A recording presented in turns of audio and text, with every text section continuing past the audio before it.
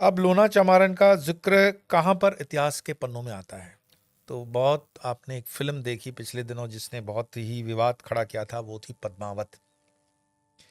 Padmaavat actually ग्रंथ है, और पद्मावत जो है वो अवधी भाषा में चौपाई और छंदों पर लिखा हुआ ग्रंथ है, और इसके लेखक हैं मलिक मोहम्मद जायसी।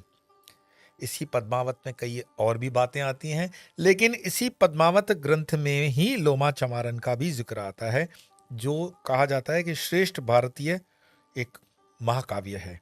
अब और ये अगर हम कालखंड देखेंगे तो ये कालखंड है संवत 1540 से, और आज चल रहा है 2080, तो करीब करीब 540 साल। तो इस ग्रंथ को अगर हम आधार माने तो लोना चमारन कहीं 550-600 साल के आसपास का उनका आविर्भाव होगा।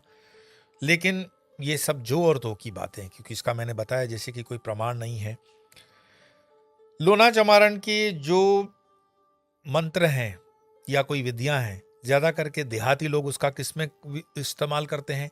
वशीकरण में करते हैं, भूत प्रेत की रक्षा के लिए टोने टोटके के मंत्रों में इसके करते हैं, स्पेशली कुछ दुहाई देते हैं। जैसे बजरंग बाण के अंदर हनुमान जी को हम दुहाई देते हैं, ऐसे ही ये दुहाई वाले मंत्र होते हैं अघोर साधना में लोना चमारन के द्वारा। और वैसे अघोर को अगर हम समझें तो कई इसकी संख्या बताते हैं कि 52 भैरव होते हैं, 56 कलवे होते हैं, 64 योगनियाँ होती हैं। फिर वो 56 जो कलवे हैं वो उनकी गिनती भी बता देते हैं। कैसे? कि वो हाथों में देखो 14 जॉइंट्स हैं, तो 14 जॉइंट्स ये जो देख रहे हो ये 14 जॉइंट्स हैं, तो 14 जॉइंट दो हाथों में 28 हो गए। पैर में भी पकड़ लो तो ये 6, ये 56 कलवे ये होते हैं। योगनियों की 32 गांठें होती हैं, 32 गांठें जो शरीर के अंदर होती हैं उसको 32 को दो जोड़ों में करते हैं, तो 64 ऐसे हड्डियों के जॉइंट्स वो बताते हैं। तो ये 64 जो हैं वो योगनियाँ हैं।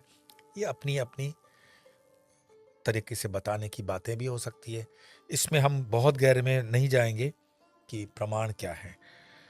बस ये है कि मैं हमेशा कहता हूँ कि कुछ चीज़ें सुनने पढ़ने से अच्छा है कि आप स्वयं से चल करके उसका निरीक्षण करें, समझें। नमस्कार।